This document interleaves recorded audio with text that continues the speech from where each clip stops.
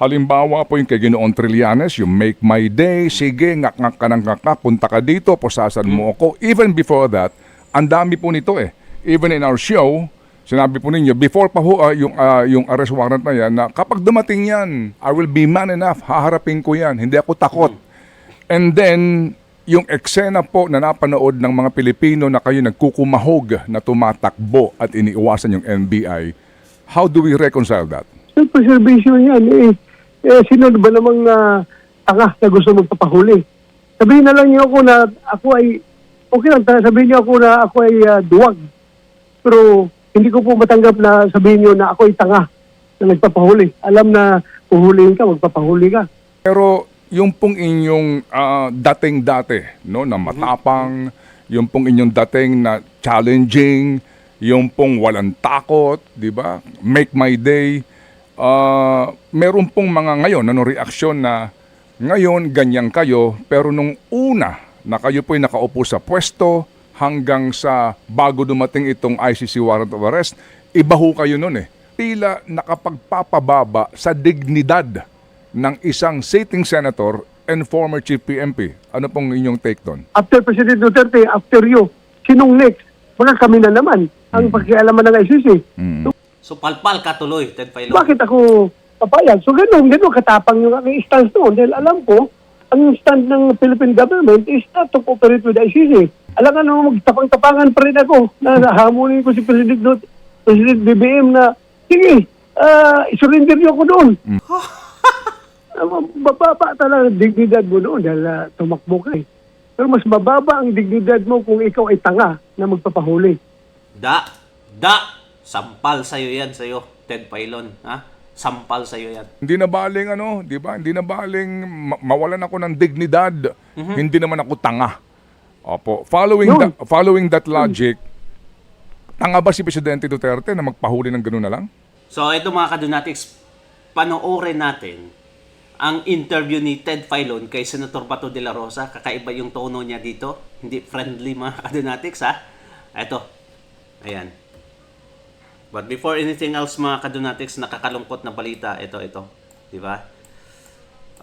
May 12, kahapon mga kadunatics, Bongo susunod kay Bato de la Rosa. Na-issuehan na ng ICC warrant ayon kay Trillanes. Well, may intel yan si Trillanes mga kadunatics kasi alam naman natin na traidor yan at sabi nga nila pang-apat na body ng Institution of the Philippines ay ang ICC ngayon mga kadunatics.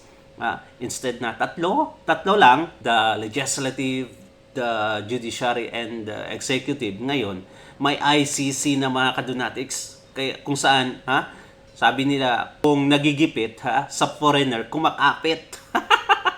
Sa Pilipinas talaga, hindi sila mananaig mga kadunatics. Kaya ang ginagamit nila ngayon, foreign power. Which is, they seem to be successful mga kadunatics, but we don't know. The chapter of this story has not yet ended. And if it ends man mga kadunatics, there would be another story for that, a sequel. Sa iniisa-isa na lahat ng mga kalyado ng Duterte. Very obvious ang nangyayari mga kadunatics. Sobrang obvious. Nationally and internationally, pinipersecute tayo. Ganyan ang liderato ni Marcos Jr. And you know what? May banta pa sila ngayong araw, itong mga komunista na pupunta sila sa Senado para papalabasin si Senator Bato de la Rosa. At please, kayo mga kadunatics na nasa Maynila ngayon, support Senator Bato de la Rosa. Kung makipag-away, awayin din natin sila, di ba? Yan mga kadunatics, we have to fight. Kasi yung mga heroes natin, they fought to death mga kadunatics, and we have to do the same thing. Right? Halimbawa po yung kay Ginoong Trillanes, yung Make My Day, sige, ngak-ngak ka ng ngak, punta ka dito, pusasan mo ako. Even before that, ang dami po nito eh. Even in our show, sinabi po ninyo, before pa ho yung arrest warrant na yan, na kapag dumating yan, I will be man enough, haharapin ko yan, hindi ako takot. And then, yung eksena po na napanood ng mga Pilipino na kayo nagkukumahog na tumatakbo at iniiwasan yung NBI, how do we reconcile that? Grabe kung makapagtanong, di ba? Ganyan si Ted Filon mga kadonatics. I used to idolize, so I would not say idolize, mga a fan maybe, I don't know. Okay? Pero, kakaiba. That's a basic human instinct, no? Self-preservation. Self-preservation yan. Sino ba namang tanga na gusto magpapahuli? Sabihin na lang niyo ako na ako ay, okay lang, sabihin niyo ako na ako ay duwag. Pero hindi ko po matanggap na sabihin niyo na ako ay tanga na nagpapahuli. Alam na puhulihin ka, magpapahuli ka. Hindi po ako ganun katanga na magpapahuli. Kaya I have to. Yung nangyari sa hagdanan is run for your life yun. Mhm. Opo, pero yung pong pagpapakumbaba ngayon, pero yung pong inyong dating-dati, no, na matapang, yung pong inyong dating na challenging, yung pong walang takot, di ba? Make my day. Meron pong mga ngayon, reaksyon na ngayon ganyan kayo, pero nung una na kayo po'y nakaupo sa pwesto hanggang sa bago dumating itong ICC warrant of arrest, iba ho kayo nun eh. Paano po namin dapat tangkilikin yon? Kasi noon naman kasi, Ted, binigyan ako ng assurance ng Pangulong Marcos na never kami ni President Duterte pagkakanulo niya sa ICC. Dahil sabi niya sa akin, 2 beses na huwag ka maniwala dyan ba to? Hindi ko papasukin ng ICC dito dahil wala yung jurisdiction sa atin. Hindi na tayo membro ng ICC. Hindi kayo magagalo ng ICC. Kasi kung gagawin ko yan, papayagan ko ng ICC makialam dito sa atin. After you, after President Duterte, after you, sinong next? Baka kami na naman ang pakialaman ng ICC. So, palpal ka tuloy, Ted Filon. Bakit ako papayag? So, ganun katapang yung aking stance noon. Dahil alam ko, ang stand ng Philippine government is not to cooperate with the ICC. Ngayon, bumaligtad, pinagkanulo na yung Pangulong Duterte sa kanila. So, alam nga naman, magtapang-tapangan pa rin ako na hamunin ko si President BBM na, sige, isurrender niyo ako doon. Magkakakuan tayo dito. Mali yun. Mali yun. Opo, sige. Tao lang naman tayo, Ted. Tao lang tayo. Opo, Tao lang opo. tayo. Sorry po. Tao lang. Ika nga po, lahat naman po tayo ay nahaharap sa iba't ibang uri po ng pagsubok personal. Pero doon po sa pananaw ng iba na matapang nga po kayo, nung una po sa war on drugs, binalikan din po namin yung inyong mga statement at that time, na naging bahagi na rin ngayon ng ICC investigation and ngayon po sa prosecution. Ano ba talaga ang gusto ni Ted Filon talaga, mga kadonatics? Gusto niyang isuko ang mga Filipino citizens sa Banyaga? I really don't know his stand, mga kadonatics. Baka yan talaga. Kasi, kakaiba yung aura niya doon kay Soto. Napaka-friendly, mga kadonatics. But dito, parang, pinapanigan niya si Soto na i-surrender si Bato de la Rosa sa ICC. Grabe talaga. Ha? I would not even, mga kadonatics, kahit ganyan si Trililing, kahit ay rabid dog yan ang paningin natin kay Trililing, mga kadonatics, I would not even say na kulungin yan sa ICC. Because it only means na we don't have a justice system anymore. It means we are not seeking justice within the boundary of the Philippines, but internationally. That is downright pathetic, mga kadonatics. May kulungan tayo, bakit mo ikulong sa labas? Mga buang lang, mga kadonatics, ang nag-iisip ng ganito na dapat ka ipalabas, dapat ka kidnapin. Yung pong nangyari sa inyo sa hagdanan, naunawaan namin, sabi nga po ninyo, run for your life yan, di ba? Hindi ka naman tanga na magpapahuli sa kanila, magpapabitbit. Pero doon po sa iba, meron pong mga nakakaunawa sa inyo, meron pong naaawa sa inyo, pero meron pong mga ibang kaisipan din na nagsasabi na yung pong ganong eksena, halos madapa na po kayo, ay isa pong eksena na tila nakapagpapababa sa dignidad ng isang sitting senator and former chief PNP. Ano pong inyong take doon? Bababa talaga ang dignidad mo noon dahil tumakbo ka eh. Pero mas mababa ang dignidad mo kung ikaw ay tanga na magpapahuli. Sampal sa'yo yan, Ted Filon. Sampal sa'yo yan. Sabi, walang kuha nito. Hindi ginagamit ang utak nito. Kasi naman, Ted, yung mga nagkikita, before that, I would like to tell those bashers na you are entitled to your own opinion. You are entitled to your own opinion. Pero pag kayo ang nalagay sa aking pinasadlakan ngayon, I don't think hindi nyo gagawin yung ginawa ko. I am sure of that. Hindi kasi kayo ang andito sa sitwasyon na ito. Pero pag kayo, ganun din naman siguro ang gagawin ninyo. Ang entitled kayo sa inyong opinion dyan, respeto ko yung opinion ninyo. Pero ang alam ko, yung mga tao na nagbaba sa nangyari, ay yan yung mga tao na gustong mahuli talaga ako. Pero mas marami dyan ang nagsasabi na, Sir, huwag kang magpapahuli dyan sa mga dayuhan na yan. Huwag kang magpasakop sa mga dayuhan na ICC na yan. Mas marami ang tao na nagsasabi sa akin na huwag kang magpahuli, Sir. Opo. Pero Senator, meron din po mga naghahambing sa inyo po ng dating Pangulong Duterte at the time na siya po naharap doon po sa sitwasyon from the tarmac all the way sa Villamor. Meron pong mga nag-oobserba sa kaibahan noong Rodrigo Duterte, yung kanyang pagiging composed, and then kahit na po nga nagkaroon ng commotion, although we respect yung kanyang edad, pero yung kanyang composure, doon sa pagkakataon na yon na wala tayong napanood na anuman pong, alam niyo yon, yung pagpigil o anuman, kumbaga, yung pagiging supposed to be po, parang statesman, na naharap sa ganung pagsubok, pero kayo, yung nga, takbo, run for your life. Paano po natin yon dapat din pong isipin, yung pagkukumpara sa inyo, sa decorum po ng dating presidente at kayo nga po na kumari pa sa takbo. Again. Ano kayang gusto ipalabas dito ni Filon, mga kadonatics? Bakit pinipilit talaga niya na talagang duwag na duwag itong si Senator Bato de la Rosa at ang dapat niyang gawin ay susuko na sa ICC?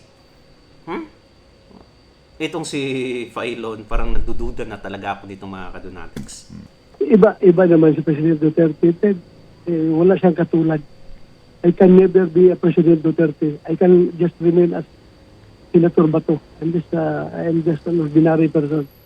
Si Pangulong Duterte, ibang klaseng nilalang po yun. And he chose to be arrested. Gusto niyang suluhin yung problema. Hindi na niya kami idamay. Gusto niya siya lang ang mananagot sa lahat-lahat na yan. That's the commander na hinahanap natin. Ako naman, ordinaryong tao lang ako. Hindi man ako, kahit sabihin mo, statesman ka dyan. Anong statesman dyan na hulihin ka, tumakbo ka lang. Praktikal lang ako, Ted. Praktikal lang talaga ako. Wala po akong balak na maging Pangulong Duterte.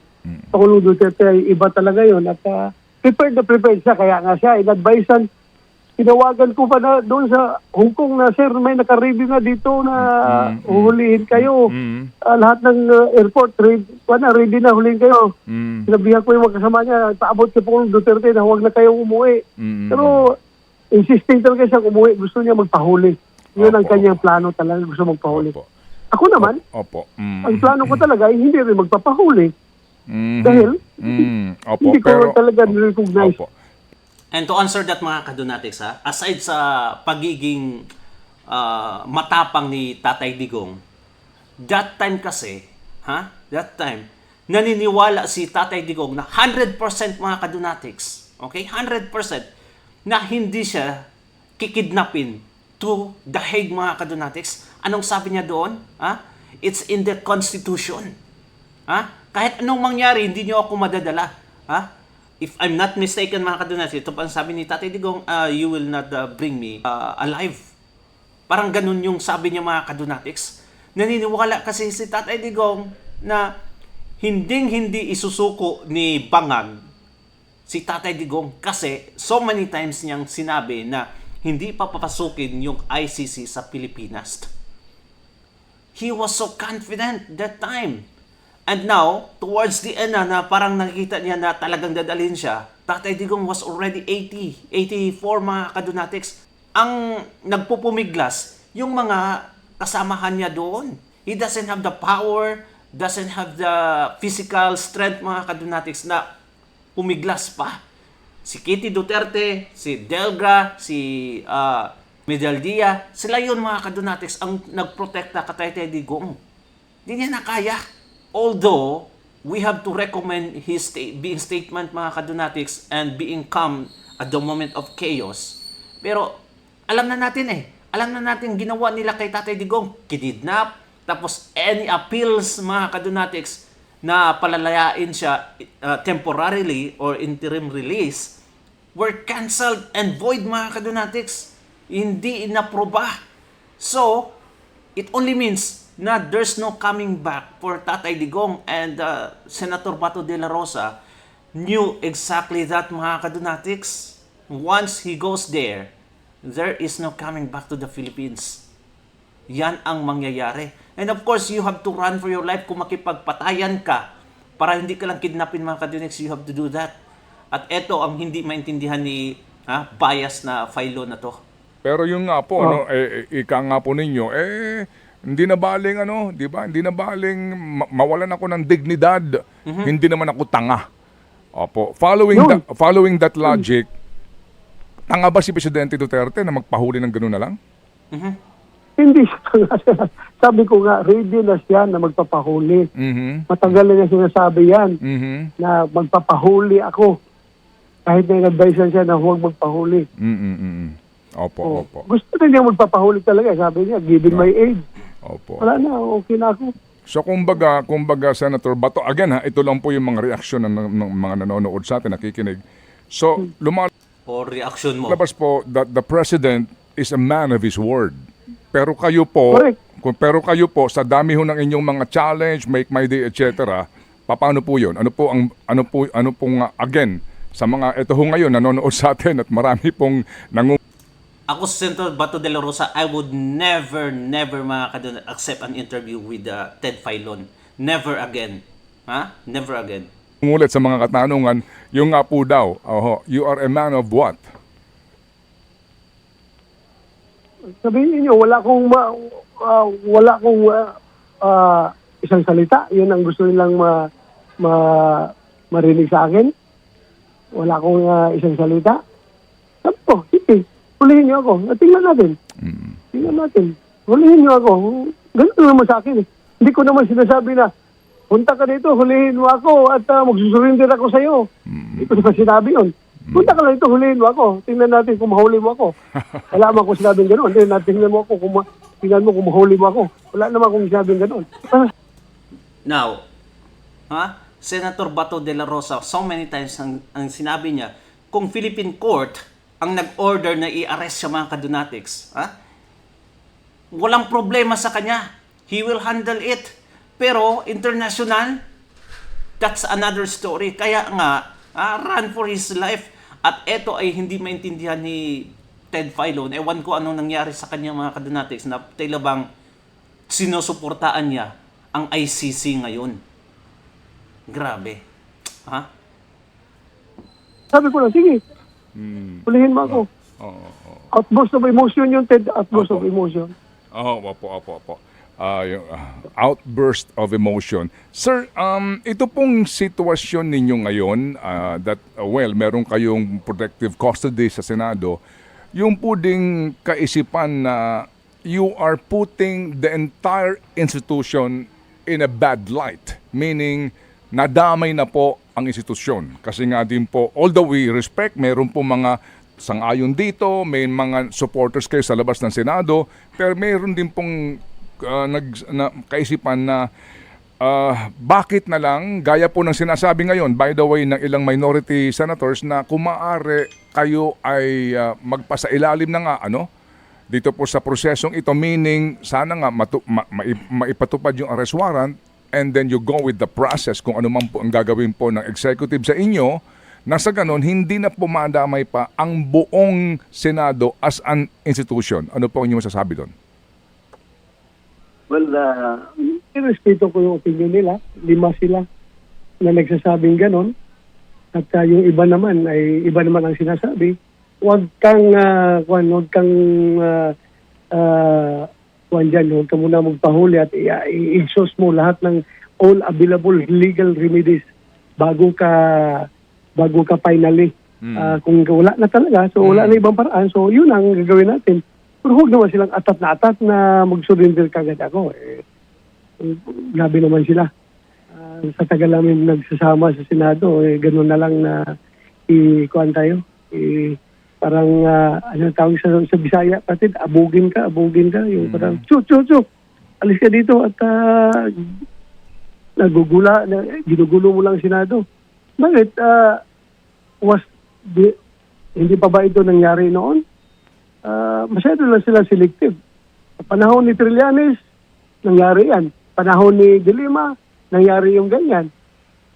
Iba nga lang sitwasyon namin. Dahil sa kanila talagang obligado sila mag-surrender because merong warrant from a competent Filipino court. Merong warrant sila. Pero ako wala namang warrant coming from a competent court. Opo. Senator, ICC man ang warrant na hawak opo, nila. international, opo. Kanino ko surrender? Gusto niya, mag-surrender kagad ako doon sa ICC.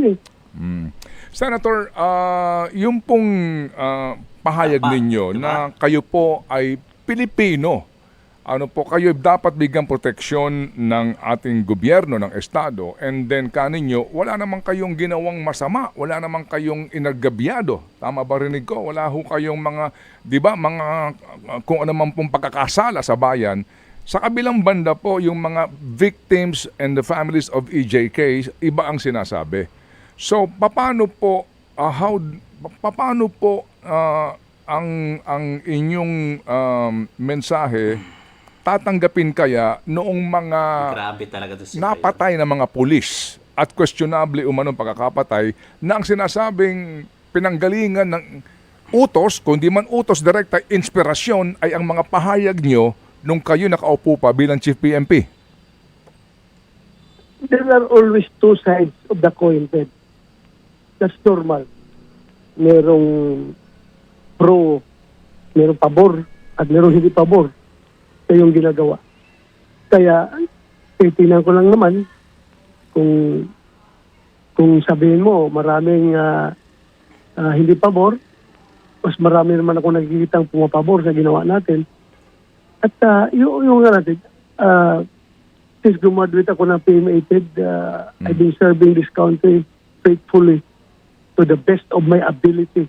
Binuhos ko yung aking buhay dito sa serbisyo. Lahat ginawa ko para magampanan yung aking katungkulan. Faithfully. Tapos ngayon, at the end of the day, yun lang palang mangyayari sa akin, yung bansa, yung gobyerno na aking pinagsiserbisyuhan, yun din para ang gobyerno na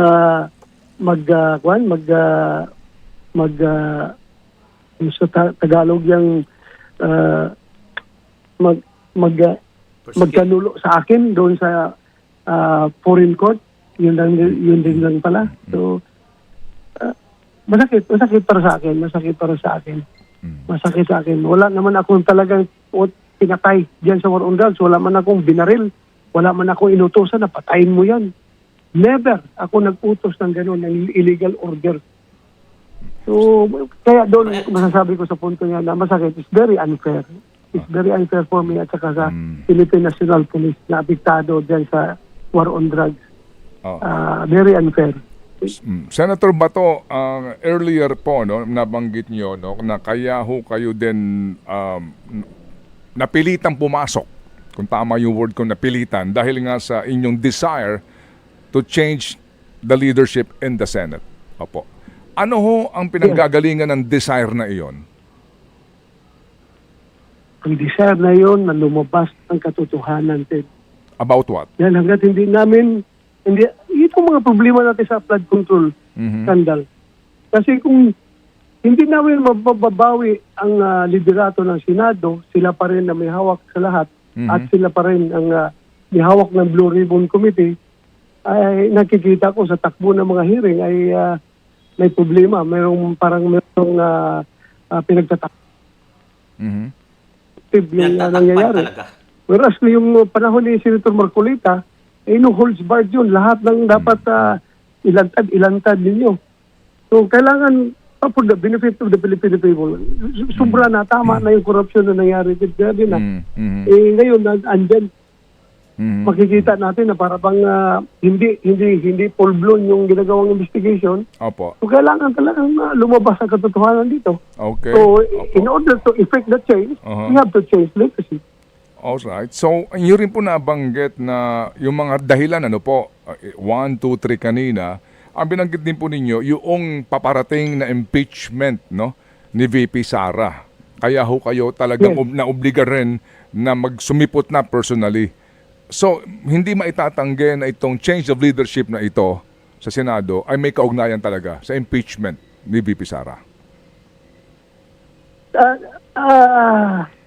Ted, walang minority na gusto mananatili sa minority. Lahat ng minority gusto maging majority. That's a normal yan sa Senado. So, with or without the impeachment, gustong-gusto namin na bumalik sa majority. So, hindi natin pwedeng i-connect yung impeachment doon sa pag-aagaw ng liderato. Hindi natin may connect. Dahil kahit na walang impeachment, gusto namin talagang mabalik sa amin yung mayorya sa Senado. So, kumbaga, sir, yung dahilan nyo kaninyo, yung mga dahilan na iyon, kung ba't kayo na personal pong naobligang sumipot, na kaninyo may kaugnayan sa impeachment, ano po iyon? Yung kanina sinasabi po ninyo, as in walang kaugnayan itong change of leadership sa paghahanda ng majority identified with the VP? Sabihin mo natin na konektado yan, pero para sa akin, walang connect talaga yan. Walang connect. Gustong-gusto namin talaga maagaw ang liderato ng Senado. Opo. Gusto niyo maagaw Pero ang... pagdating naman sa impeachment, alam naman natin na impeachment is quasi-political, quasi-judicial undertaking, di ba? So hindi mo talaga maiiwasan na papasok yung mga personal biases ng mga senador. Kahit na during the impeachment trial, kami ay nasa minority pa rin. It doesn't change our vote. It doesn't change our vote kung minority kami o majority. Opo. Correct. Kahit na yung mga tao na yan nasa majority, pagdating sa botohan, they will vote according to their conscience naman eh. So may individual decision yan. Hindi yan kung majority o minority ka, ganitong boto mo. Hindi naman ganun. Opo. Individual naman ang pagboto. Regardless kung sinong nakaupo as majority o sino nakaupo as minority. Individualized ang pagboboto. Opo. Senator Bato, I have to beg for your indulgence sa katanungan na ito, no, kasi ang dami hudi ngayon na mga sa amin pong feedback section itong isyong ito. I just have to really ask you about this. You are claiming na nahihiya nga kayo, no, sa taong bayan dito nga sa mga naghahanap sa inyo because you've been out, no, absent to kayo in the Senate for almost 7 months, no. At ang claim ninyo kahapon, wala kayong tinanggap na sweldo. May mga taong nagdududa. Will you be transparent enough na ilabas po ang mga records in the Senate para patunayan po na wala kayong talagang tinanggap na sweldo as senator during your absence? Ayan na naman tong si Ted Filon, mga kadunatics. Whether tumanggap siya or hindi, yung office niya is continuous, mga kadunatics. Marami pa rin nagawa si Senator Bato de la Rosa. The only thing, yung physical appearance niya, wala doon sa Senado, mga kadunatics. Bakit hindi nyo kinestyon si Romualdez na ilang beses na, mga kadunatics, hanggang ngayon, absent ngayon sa Kamara? Bakit walang nag-question yan? Bakit si Senator Bato de la Rosa? Dahil ba maka-Duterte? Yan, mga kadunatics, being political talaga lahat ng mga nangyayari ngayon. At itong si Ted Filon ay talagang nahaluan ng mga kadunatics, tainted with politics na talaga. Hindi, Ted. Hindi mali yung pagkaintindi na sa sinabi ko. Ganito yun. Habang wala ako, ang nag-claim ng sweldo ko, yung aking sekretary. Tinatago niya yung sweldo ko. Hindi mo niya maibigay sa akin. Nakatago ako eh. Nagtatago ako. So, meaning, wala akong natatanggap sa akin personal eh. Pero nandun sa sekretary ko. So, paalam na sa akin, sir, hindi mo man ito nagagamit. Tapos, merong kalamidad dito sa ganitong lugar. Mhm. Gusto natin sanang makabigay ng relief of goods doon. Mhm. Pwede bang gamitin ito pang relief operation? Yung iba ginamit. Pero yung iba naman, andyan intact, nakasilyado pa, naka-envelope pa. Mhm. Hindi ko pa nga nakita ngayon na nakabalik na ako eh. Andyan pa yun. Pero yung latest, I don't know Good. kung last 2 months o last 1 month. Mhm. Sinabihan ko na yung sekretary ko na huwag mo lang kunin yung sweldo natin, nakakahiya na. Mhm. Huwag mo lang Opo. kunin. Mhm. So hindi ko alam kung last 2 months 2 months o 1 month hindi na kinuha. Mhm. Pero yung iba kinuha, pero nasa sekretary ko, hindi na ibigay sa akin dahil wala nga ako, nagtatago nga ako eh. Mhm. So, Ganun ang sitwasyon, Ted. opo. So, sumweldo pa rin kayo, Very clear. kaninyo, pero naandyan po yung cheque, yung iba ho na in cash para sa mga relief kaninyo, pero naandyan pa yung cheque na iba hindi nyo pa nabubuksan. Hindi, kinukuha yung sweldo ko cash na yan eh. Pagka release ng Mhm. land bank, cash na yan. Cash Kanyado na. lang, naka-sealed. Naka- O cash na, naka-envelope na. Mhm. Cash naman yan dati galing sa land bank. Okay, so sumisweldo pa rin kayo, ibig sabihin, no? Opo. Kung sumisweldo, wala naman silang karapatan na i-cut off ang aking sweldo. Wala man yan sa batas. Opo, sige. So, ito na lang po, sir. Nagkaroon po ng proposed amendment sa rules ng Senado concerning po yung inyo pong presence, no?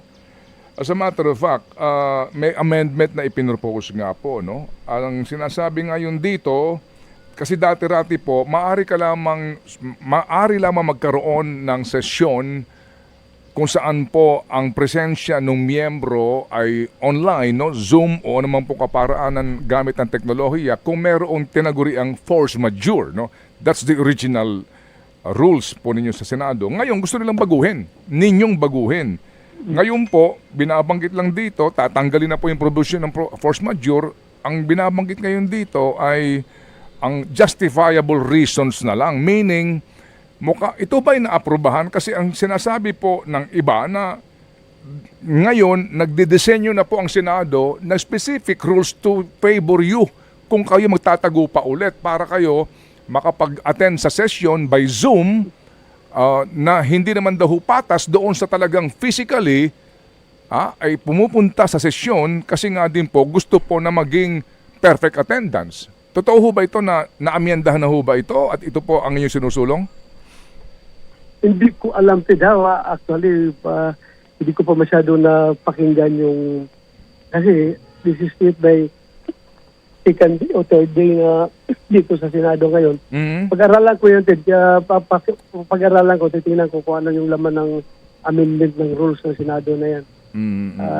Second day at third day ko pa lang ito, third day. Kaya Opo. pag-aralan ko mo yan, Ted. Pero kung sabihin mo na it tends to favor me, favor my situation, hindi ko po yan hiningi, Ted. Wala akong kinausap na kasama ko Senado na mag-file kayo ng resolution na i-amend yung ating rules para mapaboran ako. Wala pa akong kinausap dahil ako, kilala niyo ako since day one na aking pagka-senador.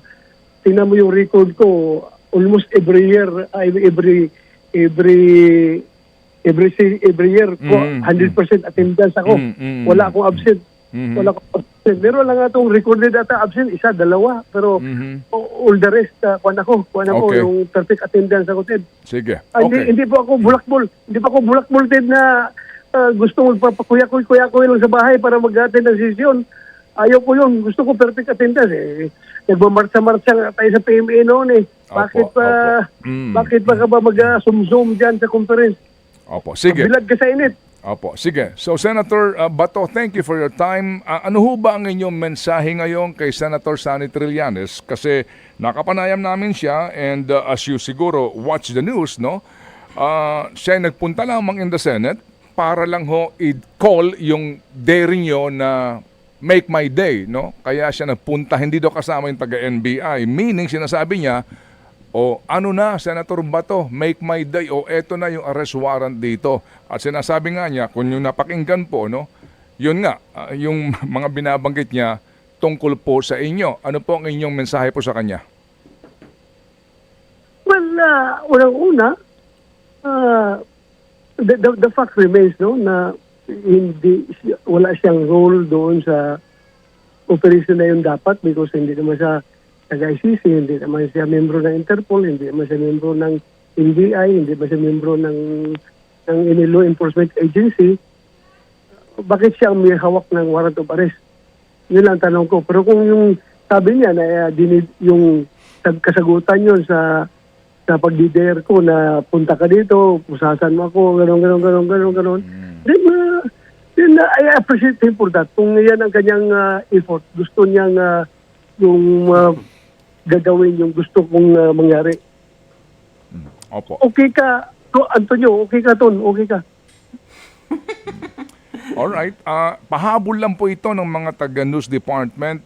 Ito pong lumabas daw po na payroll sa inyo pong staff, no? Ang sinasabi daw po, lahat ng nasa halos payroll ninyo ay inyong either anak, kapatid, pamangkin, brother-in-law. Ito po yung mga staff daw po ninyo sa inyo pong opisina. Short reaction lang po, Senador. I just have to ask this. Tanong po ng aming mga kasamahan sa News Department. Grabe ka, bias talaga. Sobra mga kadonatics. Hindi ko ba yan dinideny, Ted? Hindi ko ba dinideny dahil yung mga position na yan is position of confidential at saka coterminous man yan. Hindi lang naman yan, ako nagpa-practice yan. Marami man yung senador nagpa-practice yan. Hindi lang naman Diba? ako ang may anak na chief of staff. Na hindi ko na sabihin yung kung sino pa yung iba na ang chief of staff na ay anak niya. Position of confidence yan eh. Kaya wala naman akong binabayulit na batas. Opo. Hindi Grabe talaga. Sobra mga naman yan, walang violation of law dyan. Coterminous lang yan sila lahat. In other words, yan po ay allowed under your rules even in the house, no? Yan pong ganyang Yes. opo. Yan pong ganyang Opo. appointment. Opo. Kumbaga wala diyang nepotism kapag ang pinag-uusapan ay staff ng sitting legislator. Opo. Yes. Oo. Okay. This is for Senator Bato de la Rosa. Do not accept any interviews na from this station. Especially kay Filon. Sobrang bias talaga mga kadonatics. Thank you so much and comment down below mga kadonatics at babasahin na yan. Thank you and God bless you. Ingat palagi. Bye-bye.